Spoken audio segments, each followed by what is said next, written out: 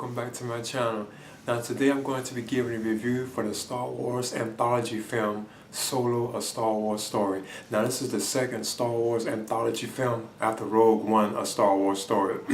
Now I must admit I kind of had low expectations going into this film, after seeing like the previous two like Star Wars related films like Rogue One: A Star Wars Story and Star Wars: The Last Jedi, because those they were kind of below what I thought, they weren't as good as I thought they would be, But this turns out to be a pretty solid Star Wars film, You still have to get used to like a younger actor in the role of like Han Solo, But it still is like a pretty entertaining film, Now of course it's like detailing like the events of like when Han Solo first met like Chewbacca, which I thought was kind of cool, how he actually won like the Millennium Falcon, how he met Lando Calrissian, You get to see like him becoming like his like growing into like his, like, I guess you could say, like smuggler like type ways, you get to see like the origins of how he became who he was, And I think this is like 10 years if I'm not mistaken, or something like that before. Like I think at New Hope they don't really stress it in the film, but it was kind of like 10 years before that, Now, one thing I thought was kind of cool about this film too as well is like they kept some of like the stuff from like the expanded universe or Star Wars Legends.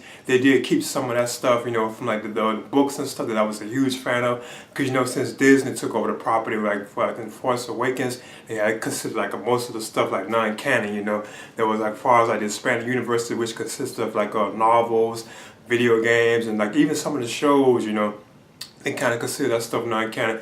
But this film does kind of keep some of the elements, of the expanded universe. Or like I say, what you can call like Star Wars Legends. That's what they call the expanded universe now. Like they actually kept like, this is spoiler territory too, not a spoiler, I'm sorry, And it's not like a major spoiler, but they actually take some of the elements of like Han Solo being like involved like in the Imperial Academy at one point, then he gets kicked out. Because they had something like that like in the books too, where like Han Solo was actually like I think like a stormtrooper too or something like that. I forgot what it was, but I know he was involved like with the Empire. He actually was with them, in his earlier years, And at the same time he actually ended up freeing like Chewbacca, the Wookiee, because Chewbacca was like a slave or something like that, and this actually was like that, like in the like the novels, like the books and so on, the stuff that's considered like non-canon now.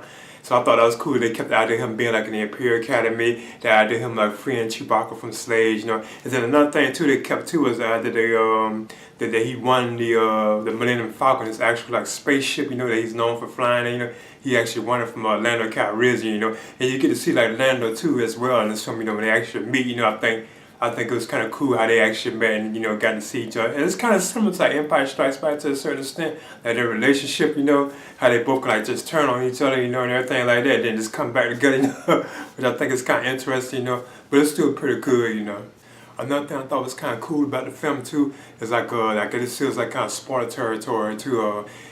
Like Han Solo, like his actual name, he didn't know what his actual last name was. And I thought that was cool that some kind of like this Imperial like officer just gave him his last name. He just called him Solo.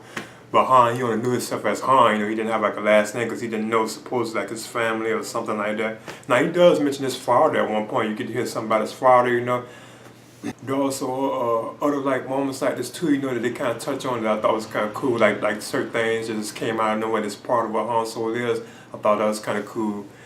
Another thing, like I say, now this film was directed by Ron Howard, and at one point it was like directed by like 2 other directors, but they left the project, I think, not halfway, but like kind of when it was starting. So Ron Howard had took over the project and directed it, So I thought like the action scenes, whenever they were like action scenes, I thought they were cool, like the action moments, or like even like some of the chase scenes, like kind of one like the opening scenes at the beginning of the film where Han Solo is like driving like in his vehicle, like with his girl. I'm gonna touch on her too as well. It was like an awesome chase sequence, where he's trying to escape. It's cool, like they're like in these speeders. I thought that moment was awesome.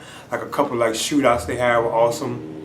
I think one of these moments when they were raiding like this like train thing, that was kind of awesome too as well, I thought the cast was pretty good too, like Alden Ehrenreich, I think that's how you pronounce his last name, as a young Han Solo. I thought he did a pretty good job in the role. He does seem kind of like a young like Harrison Ford, So, and that's the only thing kind of with the film, you have to get used to him in that role instead of being like Harrison Ford. It's like you wish they could actually like digitally like made like Harrison Ford, Han Solo like younger, like a younger Harrison Ford, I think that would be cool if they could do something like that, But then it was like too CGI, But I thought he did a good job, like his humor and stuff, the way he portrays him, like his mannerisms, like his postures and stuff. He did like how a young Han Solo was seen, you know.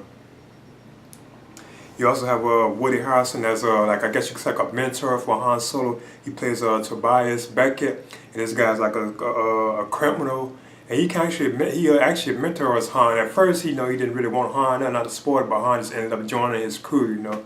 So he turns out to be pretty cool. And you have Emilia Clarke as Kara, I think that's how you pronounce it, you know, and she's like a childhood like friend of Han Solo, you know. And at one point he actually leaves her, you know, for like I think 3 years. Then he tries to get back into her, you know, because they were actually like in a relationship together, you know, but then something of course happens with her, you know. And I thought she was kind of an interesting character, you know. And I like how they brought her into the Star Wars universe, and it's possible, you know, not to spoil, we might get to see more of her, you know.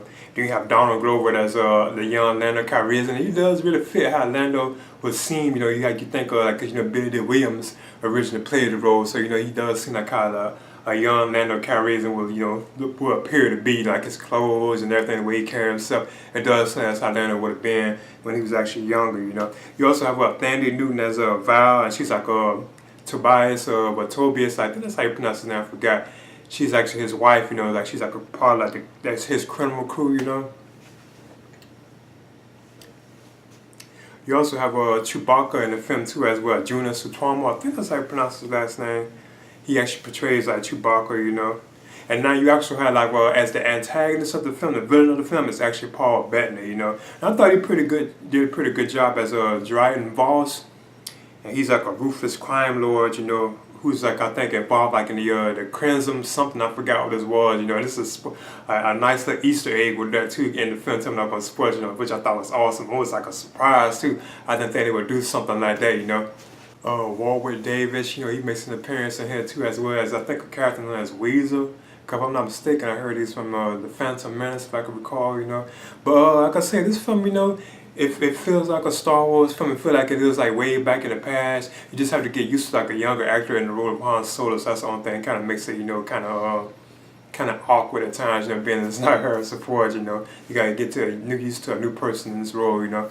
It's like a lots of humor in it, and I said at times it does have like pacing issues where it's kind of like dragging the song, but it's pretty fun, you know. But I like how they did keep some of the elements from like the expanded, like the Star Wars Legends, you know. That's what they call it now, universe too, you know. So I thought that was cool. Like the Han being in the Imperial Academy, him freeing Chewbacca like a slave, and showing how he won the Millennium Falcon, and the game the side back with Lando. I thought all that was cool, you know.